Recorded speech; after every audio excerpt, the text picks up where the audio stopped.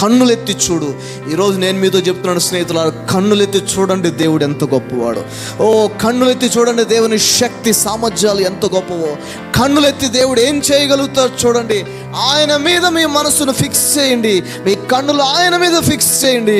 ఆయన మీ జీవితంలో పరిస్థితులను తప్పకుండా మార్చగలిగిన దేవుడు నీ కోసము అనేకమైన ఆశీర్వాదాలను ఇందులో వాగ్దానం చేశాడు. ఇదే టికెట్. మీ టికెట్ ఏం చెప్తుంది తెలుసా అండి? ఆరోగ్యం మీది అని చెప్తుంది. మీ టికెట్ ఏం చెప్తుందంటే ఆశీర్వాదం మీది. మీరు అప్పుల్లో బతకాల్సిన అవసరం లేదు, అప్పు ఇచ్చేవారిగానే ఉండాలని ఈ టికెట్ చెప్తుంది. మీ పిల్లలు దీవించబడతారని ఈ టికెట్లో ఇన్క్లూసివ్ ఆల్, యేసునందు విశ్వాసముతో సమస్త ఆశీర్వాదాలు నీ సొంతమని ఇందులో రాసున్నాయి. బైబిల్ చెప్తుంది ఇవి అనుభవించకుండా పోతామేమో అనే భయం ఉండాలంట. ఇది ఉన్నా కూడా అనుభవించట్లేదు చాలామంది. ఎందుకంటే ధ్యాస, మైండ్, కళ్ళు, చెవులు దీని మీద లేవు.